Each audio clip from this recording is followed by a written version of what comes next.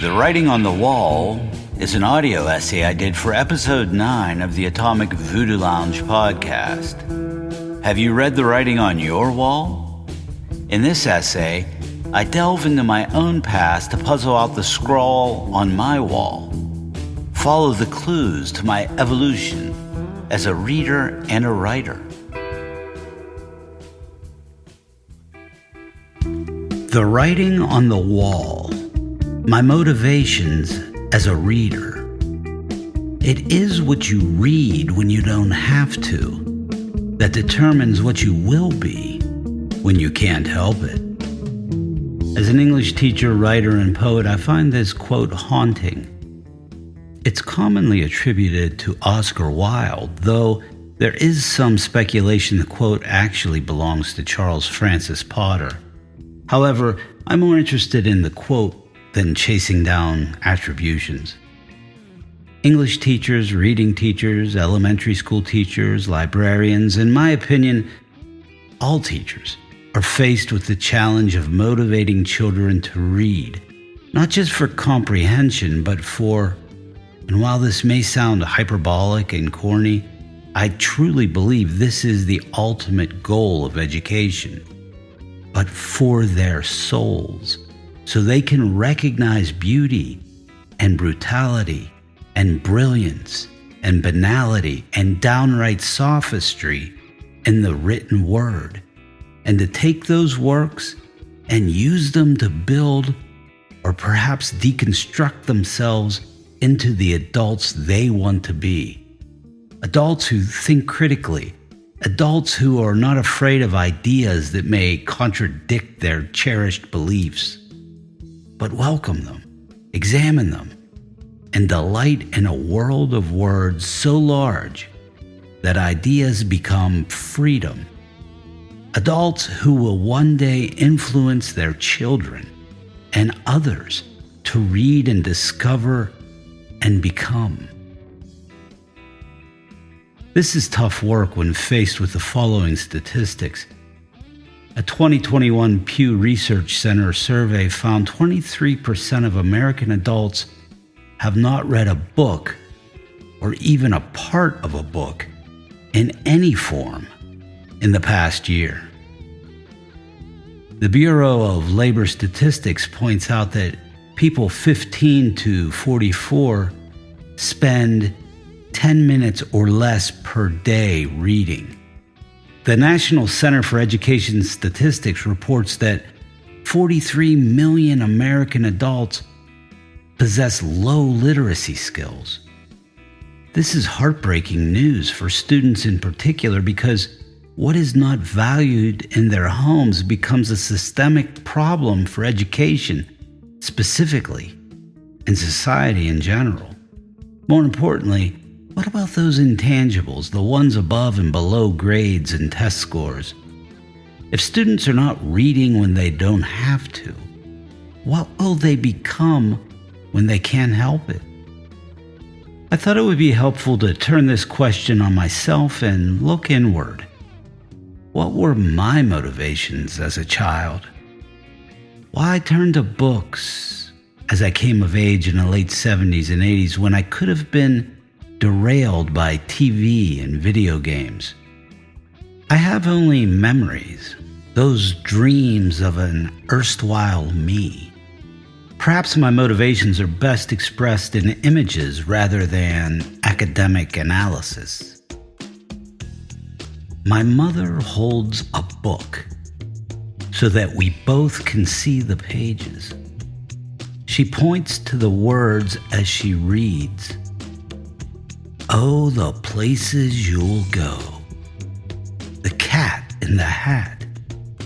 And to think that I saw it on Mulberry Street.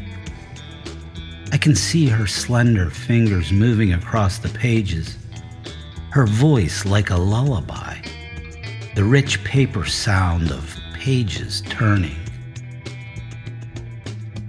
My father is waiting for me in the lobby of the YMCA. I've been in the hot chlorine atmosphere of swimming lessons. I know him because He's slouched in a chair holding a paperback with the cover torn off.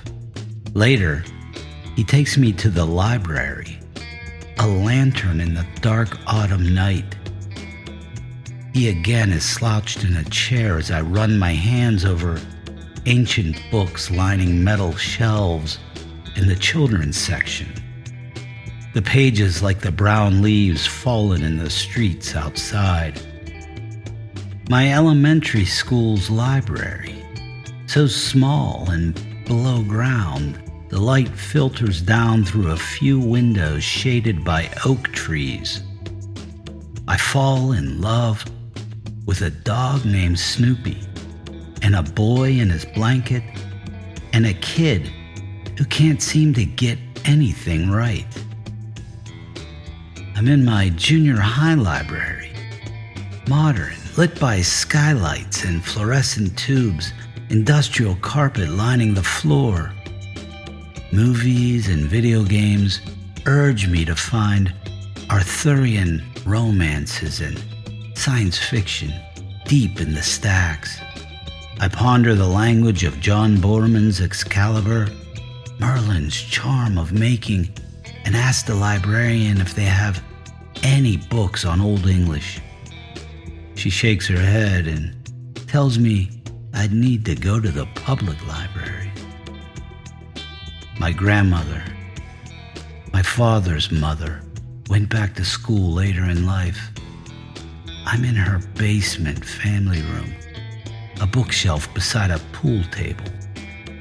I am alone in the Sunday afternoon gloom. Upstairs, my grandparents and parents and aunt and uncle smoke cigarettes and drink coffee. I'm sitting on the brown carpet alone with Sigmund Freud, Plato, Helter Skelter, romance novels, art books, sociological texts, history books covering World War II. The carpet muffling the page turns in the slant light of my reading youth. I am the beneficiary of such a literary palette. Looking back, I noticed several things I felt but never quite articulated about my motivations as a reader. Reading was given to me by some of the most caring people I have ever had the opportunity to know, even when those people didn't realize it. A gift given of example and opportunity, a light in the darkness of my ignorance. And given those tools, I had the freedom to follow whatever ideas excited me at the time. And perhaps one day, to create my own words on paper that will ignite something in someone else. Being read to, seeing people reading, access to books, freedom, curiosity. These were the essential elements to my motivations as a reader, and they still are.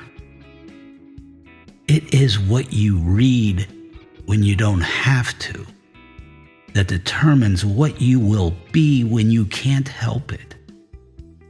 I guess it's no wonder I couldn't help being an English teacher and a writer in my adult life. What's your story as a reader? Look back and consider the moments you've spent with books and how those moments came about. What's the writing on your wall? Read it. It may do you some good and others as well.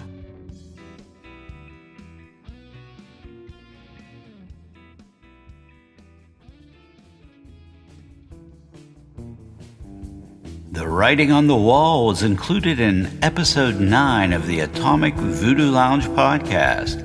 If you liked what you heard, please visit atomicvoodoolounge.com or search the Atomic Voodoo Lounge on your favorite podcast app or service.